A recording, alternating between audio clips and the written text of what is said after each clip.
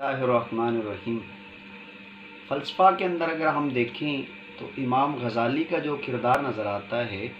وہ کسی اور فلسفی کا نظر نہیں آتا۔ آپ کو فلسفہ کا امام کہا جاتا ہے۔ اس کی وجہ کیا ہے؟ کیونکہ فلسفہ تو امام غزالی سے پہلے بھی مسلمانوں کے اندر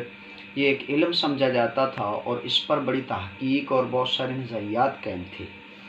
لیکن اس کے باوجود امام غزالی کو فلسفہ کے اندر خاص مقام حاصل کیوں ہے؟ اس کی کیا وجہ ہے؟ تو اس کی جو بنیادی وجہ ہے وہ یہ ہے کہ فلسفہ اگرچہ مسلمانوں کے درمیان تھا،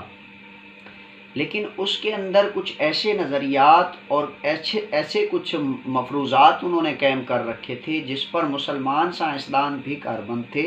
جو اسلام کے تقاضوں کے مطابق نہ تھے، بلکہ اسلام ان نظریات پر تنقید کرتا تھا اور وہ اسلام کے بہت سارے نظریات کو فلسفہ کی بنیاد پر رد کر دیتے تھے۔ امام غزالی نے فلسفہ کے اندر 20 مقامات کو ایسے جو مسلمان فلسفیوں کے اندر اس وقت رائج تھے، ان میں سے 20 ایسے مقامات کی وضاحت کی اور ان کی اصلاح کی جو مسلمان فلسفیوں کے نظریات کے خلاف تھے اور اسلام کے خلاف تھے۔ تو امام غزالی نے تحافۃ الفلاسفہ کے نام سے ایک کتاب لکھی جس کے اندر ان بے بنیاد 20 نظریات کا مکمل طور پر رد کیا، اور رد کرنے کے بعد اس نظریات کو بالکل ہی جو ہے نا وہ کھوکھلا کر کے ان کے خلاف اتنے دلائل اکٹھے کیے کہ مسلمان فلسفیوں نے جب اس کتاب کو پڑھا تو وہ فوری طور پر اس بات پر مان گئے اور انہوں نے اپنے ان نظریات کو چھوڑ دیا۔ جبکہ ابن رشد نے ان نظریات کے اندر کچھ وضاحت کرتے ہوئے بھی ایک کتاب لکھی جس کو تحافۃ الفلاسفہ کے نام سے جو ہے نا آج یاد کیا جاتا ہے۔ امت کے اندر ایک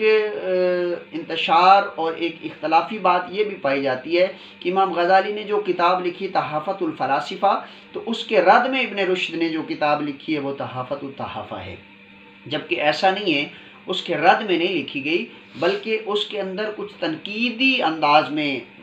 امام ابن رشد نے ان پر تنقیدی انداز میں جرح کی ہے، جس کی وجہ سے اس کو رد تو ہم نہیں کہہ سکتے، کیونکہ امام غزالی کے دلائل ہی اتنے معتبر اور اتنے مضبوط تھے کہ ان کو رد کیا ہی نہیں جا سکتا تھا۔ اس لیے آج بھی امام غزالی کو فلسفہ کے اندر ایک خاص مقام حاصل ہے۔